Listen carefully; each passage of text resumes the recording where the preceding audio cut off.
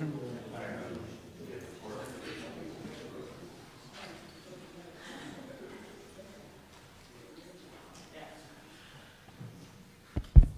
morning.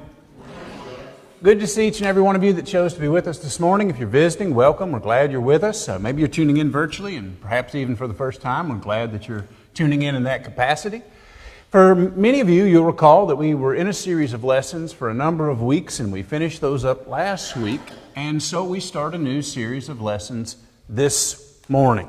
And so we're going to be doing a series of lessons over the next several weeks, looking at a particular book of the Bible. We're going to be looking at the book of Philippians.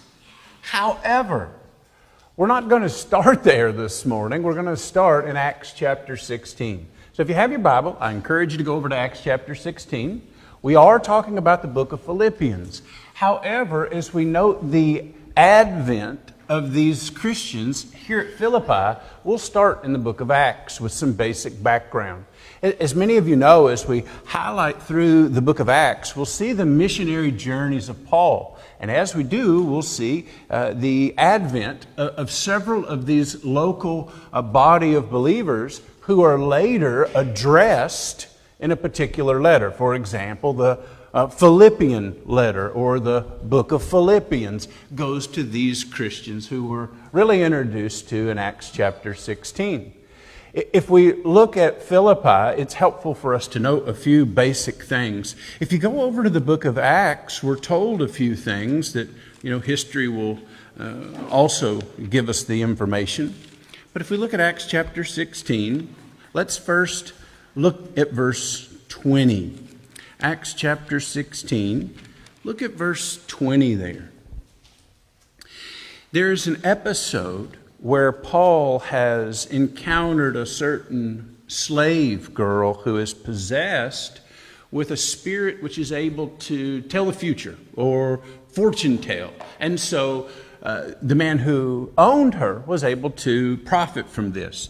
And because Paul then excised the demon, taking away the proceeds, that they were taken, verse 20, to the magistrates. And here's the accusation.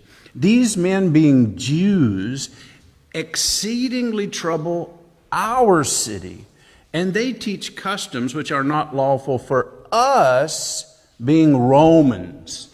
And so here we have a Roman province in a particular area of Macedonia where the citizenry is predominantly Roman, predominantly Gentile, predominantly pagan in their worship.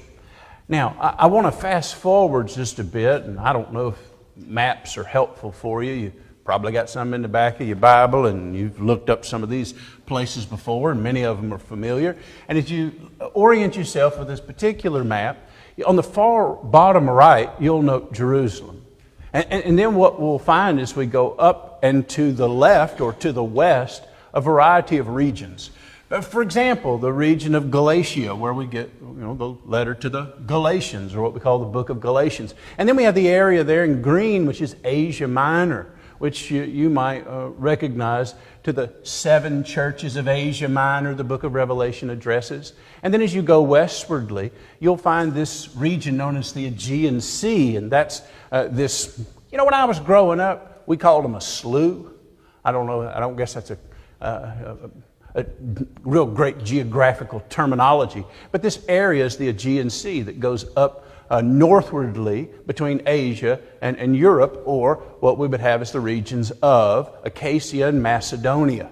And as you'll note on the map, you can see Philippi in that region of Macedonia. It's about 9 miles inland from this port area of the Aegean Sea. Now, most of us are probably familiar with the missionary journeys of Paul. The first one being recorded up to about this point, and then we transition and see the second missionary journey, which was roughly around 50 A.D. It's believed that he got to Philippi around 51 A.D. But you can see the basic journey, and on the far upper westerly or upper left area, you'll see Philippi. That's these individuals who are not only addressed, but who we're studying about in chapter 16. All right, so let's go back. Now, most of us are probably familiar with what's referred to as the Macedonian call. I believe we've all heard that before, right? In fact, we sing a song to that effect. If we go over to Acts chapter 16, drop down there to verse 9. Look at verse 9. We find that a vision appeared to Paul in the night. And this is the vision.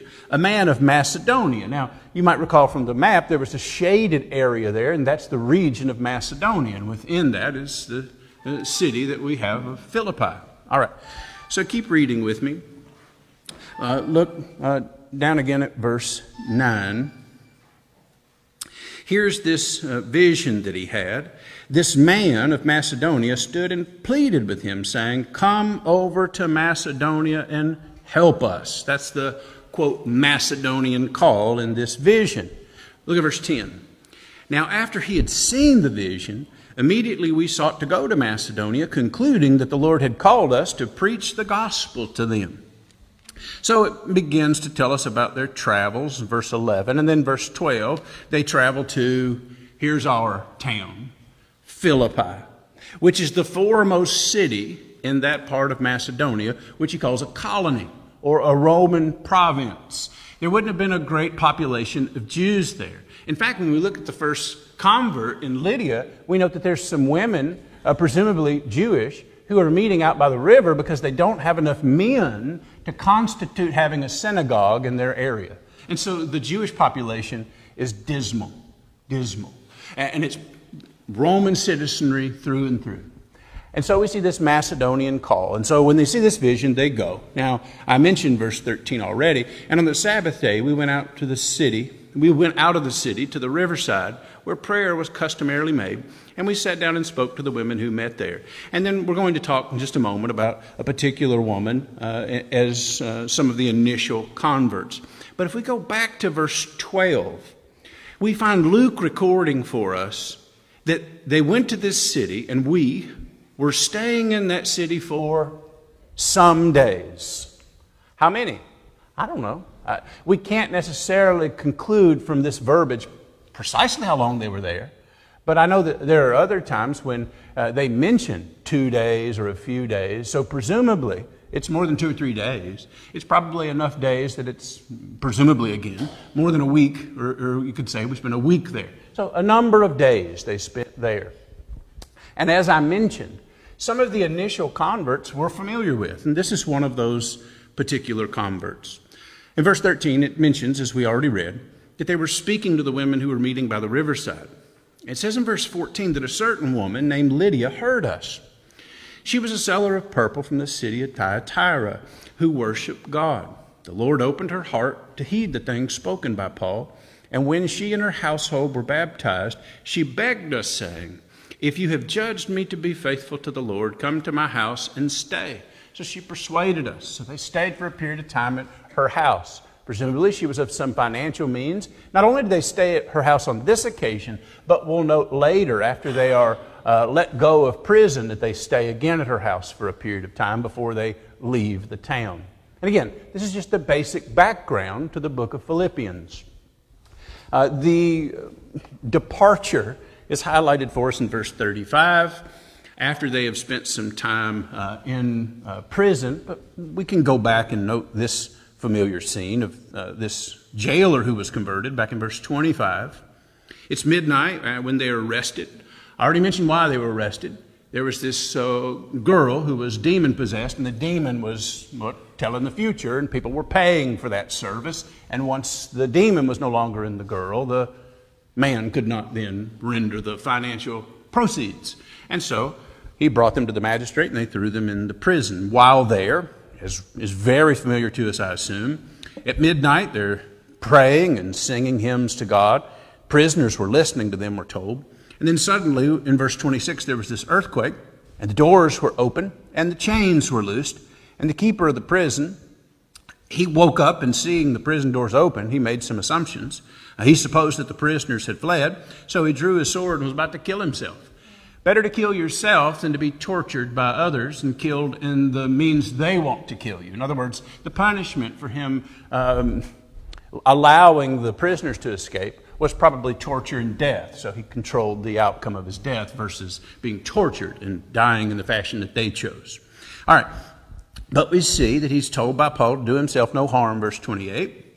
Then he called for a light, verse 29, ran in and fell down trembling before Paul and Silas, and brought them out and said, Sirs, what must I do to be saved? So they said, Believe in the Lord Jesus Christ, and you will be saved, you and all your household. Then they spoke the word of the Lord to him and to all who were in his house.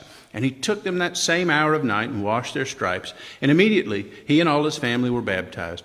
Now when he had brought them to his house, he set food before them, and he rejoiced, having believed in God with all his household. And then they are encouraged to leave. When it was day, the magistrates and officers saying, Let those men go. So the keeper of the prison reported these words to Paul, saying, The magistrates have sent to let you go. Now therefore depart and go in peace. Now Paul was a little reluctant. He said, They beat us openly. They've condemned us being Roman citizens, which they were surprised by that. And then they were basically told to leave. But Paul was a little reluctant to do that. But nonetheless, verse 40, So they went out of their prison and entered the house of Lydia. And when they had seen the brethren and encouraged them, they departed. This is our background for the church at Philippi. The basic background of Paul's missionary journey to bring to a Gentile, pagan Roman city, based on the vision that he saw, to go and to present the gospel to them. And we find some of the initial converts in Lydia, who was of some financial means, and this Philippian jailer. All right. Then we see that there are subsequent visits that are recorded for us on Paul's subsequent missionary journeys. That he went back to the city of Philippi. It's recorded for us in chapter 20. We also see mention of that in 2 Corinthians in the context of the contribution for the brethren in Judea, because there was a time of famine, and they were mentioned there, and part of that was Paul's subsequent visits. Now, this particular letter to the church at Philippi is known as what's often referred to as the prison epistles. Remember how we mentioned that Paul initially visited them around 51 AD. That was the missionary journey. That missionary journey we highlighted just a moment ago with the little arrows.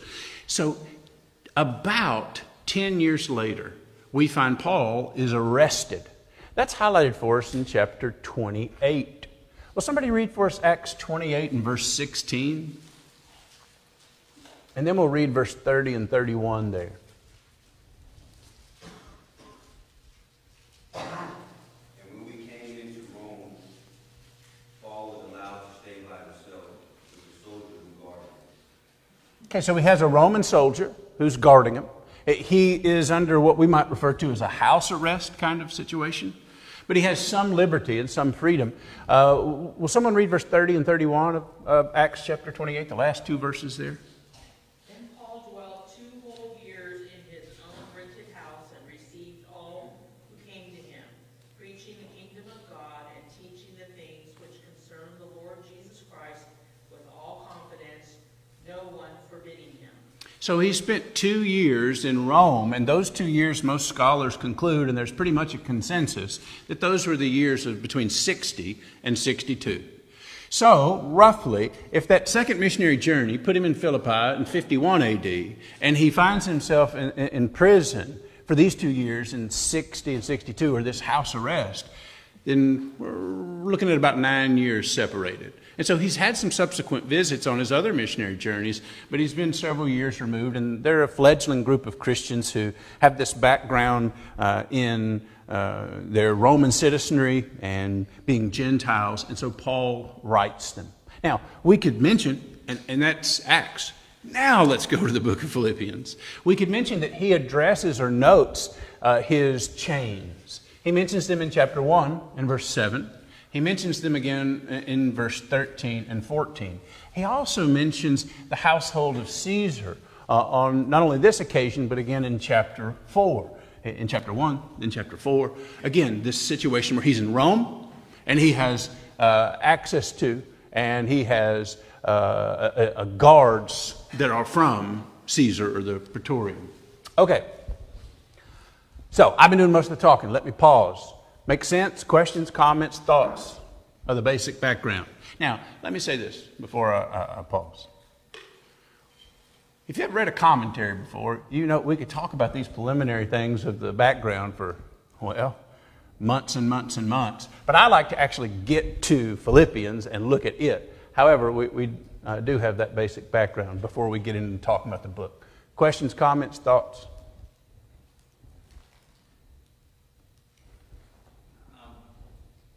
I want to make comments on when Lydia was baptized and after,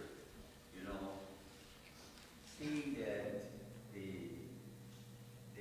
anxiety that she had, she invited the brother to home.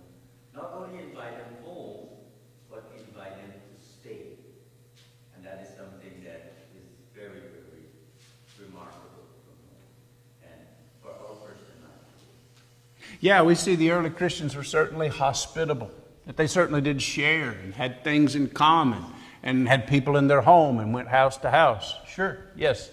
All right, any other questions, comments, or thoughts before we look at the book of Philippians and kind of an overview for just a minute?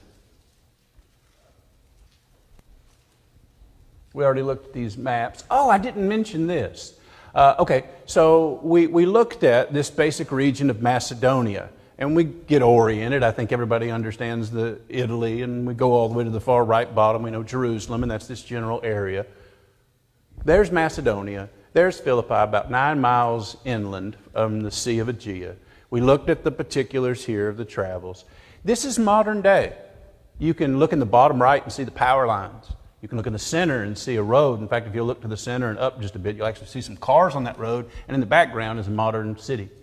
Now, what you see in the foreground, or the main part there, including an amphitheater and across the street, that is the ruins of the city of Philippi. If you want kind of a close-up, here you can see some of the Roman architecture in the ruins of this city. And so it's just noteworthy that if you wanted to, you could travel and see some of the ancient Roman ruins that are still left of that city. I meant to mention that when we looked at the map. All right, so let's talk a little bit about the occasion, or what we might offer as a summary. I think it's interesting to note the occasion why a particular letter is written. Sometimes it's very obvious, and other times it's not with a specific occasion. Take, for instance, 1 Corinthians. One of the things that's interesting about 1 Corinthians is Paul will often say, concerning the things that you wrote to me. So what was the occasion? Well, in 1 Corinthians he said, it's been reported to me by the household of Chloe. And some of the things that were reported to him, but also he says, concerning the things you wrote me, concerning the things you wrote me. And we see chapter after chapter starting that way. So there was an occasion. There was something going on. In fact, there were several somethings going on in Corinth, and so those things were addressed. Now, so what was the occasion of writing? Oh, here's the one. What's the occasion, for example, the book of Philemon? That's a singular occasion, a very obvious occasion. When Philemon and Onesimus had their separation, Paul is writing to address their reconciliation. It's a very specific occasion. All right, so what's the occasion of the book of Philippians? There are, for lack of a better way to put it, there are only a couple of main characters that are addressed or mentioned, and obviously Paul.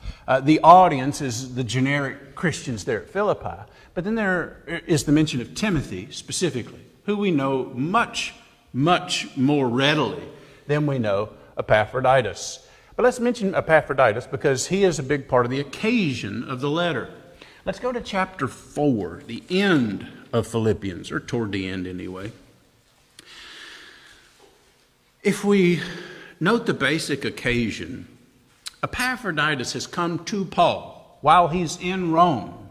And coming to him, he has given to Paul some support from the brethren at Philippi.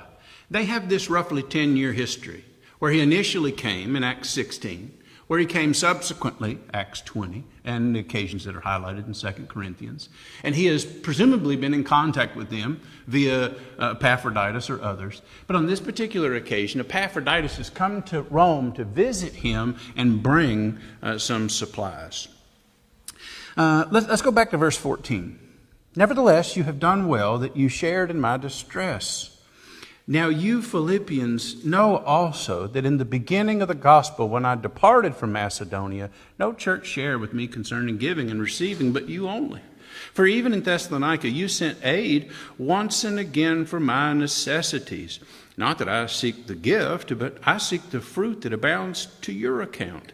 Indeed, I have all and abound. I am full, having received from Epaphroditus the things sent from you, a sweet-smelling aroma, an acceptable sacrifice, well-pleasing to God. So he is saying in this letter, Epaphroditus made it here, gave me those things. It's a great offering. I'm very appreciative. And we'll also note that he's going to send Epaphroditus back to them. Let's go over to chapter 2 for just a moment, because this is a main part of the occasion. Verse 25, Paul says, Yet I considered it necessary to send to you Epaphroditus, my brother, fellow worker, and fellow soldier, but your messenger, and the one who ministered to my needs. So Epaphroditus was sent by the brethren at Philippi with some provisions, some financial support, whatever it was in particular, and brought that to him. And now Paul is saying, I'm going to send him back. He does mention that he's being sent back in part because of their concern for him. Look at verse 27. For indeed he was sick. Well, let's back up. Verse 26. Since he was longing for you all and was distressed because you had heard that he was sick. For indeed he was sick, almost unto death. But God had mercy on him, and not only on him, but on me also, lest I should have sorrow upon sorrow. Therefore I sent him the more eagerly, that when you see him again, you may rejoice, and that I may be less sorrowful. Receive him therefore in the Lord with all gladness, and hold such men in esteem. It's assumed, and probably rightfully, that Paul wrote this letter and sent Epaphroditus once he had healed up from whatever the sickness was, and sent him back with the letter. Now, he is their messenger. Don't know exactly what that means, except he was probably the one that initially brought some reports back to Paul. He was from there, and I think everybody concedes that. He may have even been their located minister or teacher, or the church may have met in his home. We, again, have a few things that we can draw by way of inference. Here's another thing that's interesting. His name. Now, if you take the EP off the front of it, and you take the TUS off the end of it, does it ring a bell? Epaphroditus. That was one of the main pagan female deities of fertility. I just think it's interesting. That's his background. It's kind of like the church at Thessalonica, where the brethren there were told that they had turned from dead idols to serve the living God. It's just a reminder. Here is a faithful Christian. Here's one who has, presumably been a Christian roughly 10 years since Paul initially met there on his second missionary journey. He has been what Paul will describe as a fellow worker, a fellow soldier, and your messenger. Just interesting. All right, so Epaphroditus is one of the main characters and occasions for the writing. We also see that Paul plans to send to them Timothy. Again, I mentioned we already know Timothy pretty well. We won't look at all these verses, but let's note verse 19 of chapter 2. But I trust in the Lord Jesus to send Timothy to you shortly, that I also may be encouraged when I know your state. They didn't have the internet. They didn't have Facebook. They didn't have telephones. And so here was Paul saying, I'm sending Epaphroditus back to you. You sent him to me with the aid I received, and I'm thankful for. He was sick, and you heard about it. I know you were worried. So he's well now. I'm sending him back to you with the letter. And I also have plans in the future to send Timothy to you so I can find out even more. What does that show? Interest, care, involvement. He didn't just go and preach to them and say, okay, they heard, believed, repented, confessed, and were baptized. I'm just on to the next one. And, he would often go back and try and strengthen and encourage and kept relationships. And we'll talk more about that when we get into chapter 1. But Paul plans to send Timothy. The particulars we'll look at a little more when we get there. Paul wants to address what may be a potential problem. So very often when a letter is written to an individual group, it's for a problem. I mentioned Corinth. There were a lot of problems at Corinth. There were those who were teaching that the resurrection was not part of Christian doctrine. There were those that were caught up in sexual immorality.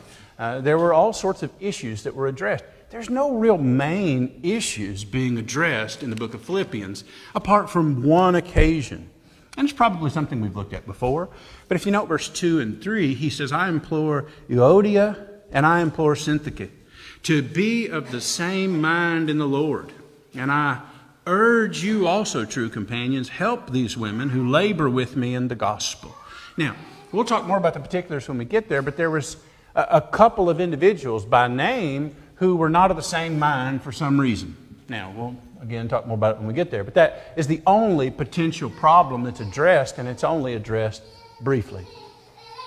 Paul ultimately in this letter wants to do two main things that I guess would apply to us. Epaphroditus coming back doesn't apply to me or you. I don't know him, never met him, I don't live anywhere near there. That's just a basic occasion. But what he does do in the letter is he tries to encourage and remind them of their need for continued faithfulness. And that's a theme that we find throughout the letters that are written by Paul and other New Testament writers, encouraging people to keep the faith. And so we see some of those. I just highlighted one. There's plenty of occasions. But in this familiar verse, Philippians 2 and verse 12, therefore, my beloved brethren, as you have always obeyed, not as in my presence only, but now much more in my absence, work out your own salvation with fear and trembling. For it is God who works in you both to will and to do his good pleasure. And so he's encouraging general faithfulness, and it's something that he does often. Now, the other thing that we'll note is that Paul calls them to rejoice. Thank you. That's a first.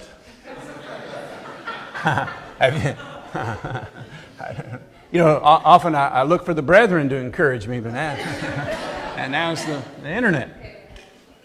But one of the main points of the letter to the Christians at Philippi, you almost can't miss it, is the use of the term joy or rejoicing. Some roughly 16 times in just 4 verses. And he goes out of the way to say, I don't care to tell you again. I don't care to repeat myself. And we'll just look at a couple. And one of the things that we could probably note, although I didn't organize it for our introductory stuff, and we'll kind of mention it as we go, but we could note that there are several different reasons for rejoicing mentioned in the book of Philippians. In other words, rejoice for this reason or that reason. And we'll point them out kind of as we go through them. But look, for example, in Philippians 3 and verse 1. He says, finally, my brethren, rejoice in the Lord. For me to write the same thing to you is not tedious, but for you it is safe. And then again in chapter 4, and we'll note verse 4, that's probably the more familiar of the occasions where we see this. Just a simplistic and succinct statement. Rejoice in the Lord always. Again, I will say, rejoice. Under house arrest for those roughly 2 years in Rome, having the struggles that we know, Paul has had too numerous to count. He gives a list recording some of them in 2 Corinthians where he describes being shipwrecked, highlighted for us in Acts 27, being beaten with rods. We know the times he was run out of town, barely escaped. We know when they stoned him on one particular occasion and left him for dead. And so he's gone through all this, but yet he's still trying to point people to the fact that he has joy and we have reason for rejoicing, even though our circumstances might be less than ideal. All right, so those are the basic occasions, and we're about to get into chapter 1, but before we do, let me pause. Leslie? I feel like that's really the true contrast between joy and happiness. Joy is something that is more of a state of being, while happiness can be more fleeting. And if you have joy, especially in the Yeah, I think that, I've often wondered at what point is it just a game of semantics as we make the distinction between happiness and joy, right? Happiness associated with happenstance, joy associated with something that transcends circumstances. But it's been my observation that joy is just as elusive as happiness if we're not focused properly. Right? Why in the world would Paul write this to Christians, been Christians 10 years? Well, presumably faithful Christians, growing Christians. For example, the church at Thessalonica in 2 Thessalonians, he says, your faith grows exceedingly. Well, these brethren in Philippi and Corinth were relatively close to one another, and they're mentioned together, those in Macedonia and those in Corinth. So their faith grows exceedingly. They've been Christians 10 years. So 16 times in 4 chapters, he reminds them to rejoice. Rejoice. Okay, look, here's my point. Happiness is fleeting, you said, right? Joy is too, unless we're focused. Joy takes faith, doesn't it? Isn't joy transcending of circumstances? Why would joy transcend your circumstances? Focus and faith are on something that's not the circumstances. I find happiness easier to come by than joy. Because joy takes faith. Happiness just means you wait around, something happy will happen. You with me? Does that make sense? I'm not to argue, but, and again, I know there are distinctions, but joy is elusive too, because joy takes faith. Because all the times he's telling them to rejoice in the Lord. Okay, if you got a pagan neighbor who is an atheist, he can't rejoice in the Lord. Why not? Well, first off, he's not in the Lord in the sense that he's been baptized into Christ, right? Okay, I get that. But he doesn't have any what? Faith. And that's this idea of joy that he's talking about. He's encouraging him to find joy, to be content. To find meaning that does transcend circumstances. But it takes faith. And he's wrestling with this comparison. And you'll have to forgive me because I got a lesson tonight where I'm preaching on do not worry. And so I've been thinking about this, in concert, I guess, with worry and joy. And, the opposite of this worry and the culprit of this worry is pointed out as fear. Fear. All right, Ms. Keisha. I was going to say, and blessings, we know that they are only found in people that are in Christ, because blessings come from those who are in Christ Jesus. And we know that joy it comes from God. Yeah, fruit of the Spirit. Like you said, part of that is you get that from God. It's transcendent beyond what but of course we have to have faith. Yeah. Because without faith, you wouldn't have been baptized. Yeah. So, happiness is just a moment of, you can have it in 5 minutes and then you can get a phone call and found out that your house burnt down. Sure. Or should not happen, Yeah. Any of us are one phone call away from less than happy circumstances, that's for sure. And we can't, and that are beyond our control. But we can still have joy, although it will be fleeting too when we get in the circumstance. I think about the disciples in the boat, and they were fearful, right? This is a scene we all know real well. And then Jesus calmed the storm. But the idea is he questioned them, why were you so fearful? Well, it's obvious. I think we're about to die. I'd have probably been fearful too, right? But the idea is that you have something that even if you did die, ought to give you hope and encouragement and even joy. And that's the challenge. And that's not exclusively what I'm going to highlight in the book of Philippians. We're going to go through it and note several things. But that's one of the main, I guess for me and for what I think for us, is the most practical and applicable portions. Reasons for rejoicing. If I had to title this series beyond just titling it the Book of Philippians, I'd probably personally title it that. And it's not original to me, but that's what I'd title it. Nardio, did you have a comment? When I look at the book of Acts, I see action on behalf of the Christian and the church, the early church. And the response, it was amazing. So the joy of the Lord is our strength. It cannot be hidden. It is something that is so, what should I say? It is so easy to be seen. And I don't know what's happening in the world today, but we have it in us. We read about it all the time. And I don't know why we don't rejoice in it. Well, maybe studying the book of Philippians will help us all. All right, any other questions, comments, or thoughts? George? Where was Paul when he wrote this letter? Rome? He was not in jail. House arrest? I don't know. He was given some liberties and some freedoms to have people come and go, but it's most often referred to as the prison epistles. And he does mention his chains, and he did have limitations. And I don't think any of us would trade places and say, yeah, but he had his own rented house. But yeah, well, he still was technically in the custody of Rome. Going back all the way from his arrest that you can read about, going back to Acts 26. Other questions, comments, thoughts? Here's what I like to do, and this is just for me, because I like to try and create a skeleton and then put all the, everything else on the skeleton. And that just helps me. And so what I want to do is do that for each chapter. In other words, for each chapter I've kind of outlined it with ways that help me remember. And then I can remember where things are in the book based upon my outline. So if it's helpful for you, great. If not, it'll just keep me on track. And so for chapter 1, I've organized it in this fashion. The first section that we would deal with in chapter 1 would be Paul's, what I'm calling, thankfulness. If you look at Philippians 1 and verse 3, it starts off, I thank my God. So I call that Paul's thankfulness, going down through verse 11. And then, again, just to kind of stick with something I can remember, this next section will be Paul's time in chains. And so he talks about that starting in verse 12, that these things actually turned out to the furtherance of the gospel. And he mentions these times in his chains. And then I call this one Paul's transcendent hope. This is a very familiar section in verse 19.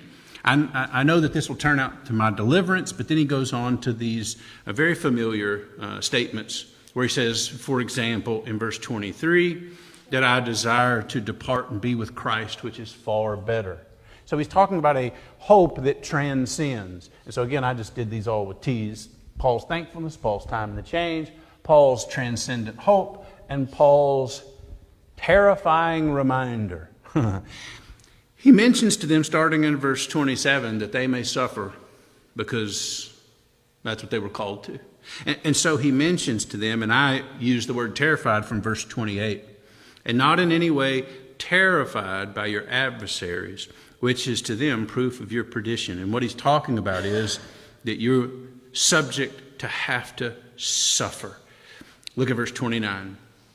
For to you it has been granted on behalf of Christ, not only to believe in him, but also to suffer for his sake. All right, so that'll be kind of our outline for chapter 1 over the next few weeks. And my intentions are, I don't want to necessarily look at every single verse, but kind of go through for, a couple of weeks for each chapter roughly. And so we had our first bell. We'll go ahead and get started, though, and talk about Paul's thankfulness. Paul's thankfulness. I want to just read this couple of verses, and then as time allows us, will somebody be prepared to read Romans 1, verse 8 and 9? But let's look together at verse 3.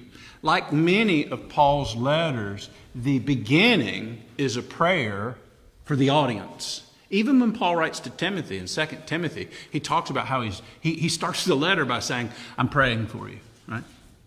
Verse 3, I thank my God upon every remembrance of you, always in every prayer of mine, making request for you all with joy. What's the first reason to joy? You got folks to pray for, and folks are praying for you. That's one reason to rejoice. But let's stop right there and read Romans 1, verse 8 and 9, and look at another similar statement that Paul made to these brethren. Somebody read that for us.